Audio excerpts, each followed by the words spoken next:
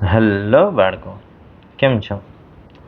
આજે આપણે ધોરણ 9 ગણિતમાં સ્વાધ્યાય 1.4 એનો દાખલા નંબર 1 છે શીખવાના છે.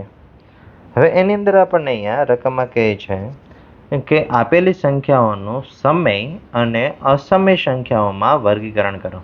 એટલે કે નીચે આપણને અમુક સંખ્યાઓ આપી છે, સમય છે કે અસમય એ આપણે કહેવાનું છે.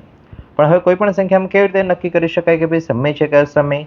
તો કે જો આપેલી સંખ્યામાં જો વર્ગમૂળ દેખાતો હોય અને સાદુરૂપ આપતા જો છેલ્લે સુધી વર્ગમૂળ રહે તો એ સંખ્યા અસમય થશે. અને જો એ સંખ્યામાં વર્ગમૂળ દેખાતું ન હોય અને કદાચ દેખાય અને સાદુરૂપ આપતા જો વર્ગમૂળ નીકળી જાય તો એ સંખ્યા છે એ સમય સંખ્યા થઈ જાય. એટલે ઇન શોર્ટ આપણે એ જે સંખ્યા છે એનું છેલ્લે સુધી સાદુરૂપ આપવું પડે. છેલ્લે જો આપણે વર્ગમૂળ દેખાતું હોય તો એ અસમય અને જો વર્ગમૂળ નીકળી જાય તો એ સમય સંખ્યા. ચલો હવે અહીંયા સૌથી પહેલી સંખ્યા વિશે વિચાર કરીએ. તો કે એની અંદર આપણને આપીએ છે 2 માઇનસ વર્ગમૂળ 5. હવે 2 માઇનસ વર્ગમૂળ 5 એનું કંઈ સાદુરૂપ છે આપી શકાતું નથી, એટલે કે વર્ગમૂળ 5 એમને એમ રહેશે. એટલે આપેલી જે સંખ્યા છે 2 માઇનસ વર્ગમૂળ 5 એ અસમય સંખ્યા થશે. એટલે આપણે લખી શકીએ 2 માઇનસ વર્ગમૂળ 5 એ અસમય સંખ્યા છે. ચલો હવે બીજા માટે જોઈએ. તો કે બીજા માટે આપણને સંખ્યા આવી છે બ્રેકેટમાં 3 પ્લસ વર્ગમૂળમાં 23 બ્રેકેટ કમ્પ્લીટ માઇનસ વર્ગમૂળમાં 23. તો હવે અહીંયા બ્રેકેટ છે એટલે એનું કંઈક સાદુરૂપ છે આપી શકાશે. બ્રેકેટ આપણે ઓપન કરશું એટલે કંઈક સાદુરૂપ અપાશે. ચેક કરીએ કે શું સાદુરૂપ અપાય છે. 3 પ્લસ વર્ગમૂળમાં 23 બ્રેકેટ કમ્પ્લીટ માઇનસ વર્ગમૂળમાં 23 બરાબર બ્રેકેટ ધારો કે આપણે ઓપન કરીએ એટલે કે 3 પ્લસ વર્ગમૂળમાં 23 માઇનસ વર્ગમૂળમાં 23. યસ, અને એકવાર પ્લસ વર્ગમૂળમાં 23 છે, એકવાર માઇનસ વર્ગમૂળમાં 23 છે. પ્લસ માઇનસ બંને નીકળી જશે એટલે જવાબ કેટલો આવશે? ખાલી એકલો 3 જ રહેશે.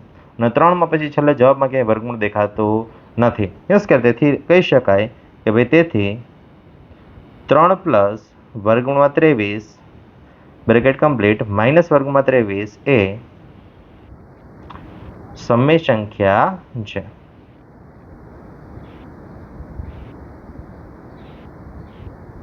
ચલો હવે આગળ ત્રીજા દાખલા વિશે વિચાર કરીએ. તો કે એમાં અંશ અને છેદવાળી કંઈક સંખ્યા આપી છે. એટલે ચેક કરીએ હવે અંશ અને છેદવાળી જે સંખ્યા છે એમાં જે વર્ગમૂળ છે નીકળી જાય છે કે નહીં.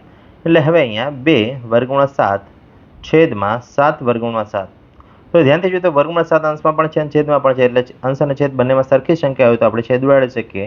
વર્ગમૂળ 7 નીકળી જશે. જવાબ કેટલા આવશે? 2/7. અને હવે એમાં ક્યાંય વર્ગમૂળ દેખાતું નથી. તેથી આપણે લખી શકીએ ભાઈ તેથી 2/7 અને અહીંયા હવે વર્ગમૂળ કરી દઈએ 2 વર્ગમૂળ 7 એના છેદમાં 7 વર્ગમૂળ 7 એ સમય સંખ્યા છે.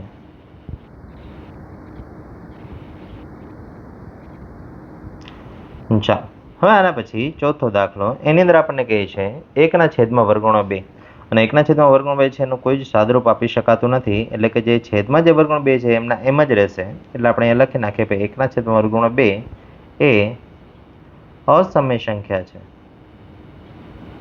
અસમય સંખ્યા છે. ચાલો હવે અહીંયા આગળ છેલ્લો દાખલો. એની અંદર આપણને કહે છે કે 2 પાય.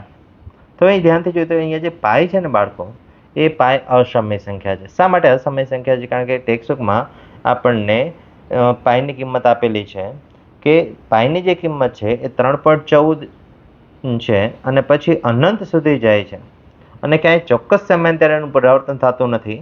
કદાચ આપણને એવું લાગે કે ભાઈ ક્યારેક તો આપણે દાખલામાં ખાલી એકલા 3.14 લઈએ છીએ, અનંત સુધી તો આપણે લખતા નથી, અથવા તો આપણે 22/7 લઈએ છીએ. પણ આજે બંને 3.14 ને 22/7 એ બંનેની નજીકની કિંમત છે, એની એક્ઝેક્ટ કિંમત નથી. એની એક્ઝેક્ટ કિંમત છે એ શું છે? તો કે 3.14 પછી એ અનંત સુધી જાય છે અને ક્યાંય ચોક્કસ સમયાંતરે એનું પુનરાવર્તન થતું નથી. એટલા માટે જે પાય છે એ અસમય સંખ્યા છે. અને અસમય સંખ્યા સાથે જો કોઈ પણ સંખ્યા ગુણાકારમાં આવે તો એ સંખ્યા છે એ અસમય સંખ્યા થઈ જશે. એટલે આપણે અહીંયા કહી શકીએ કે ભાઈ 2 પાય એ અસમય સંખ્યા છે. એટલે આવી રીતે બાળકો આ દાખલો છે અહીંયા કમ્પ્લીટ થાય છે. થેન્ક યુ બાળકો. મળીએ નેક્સ્ટ વિડીયોમાં નેક્સ્ટ દાખલા સાથે.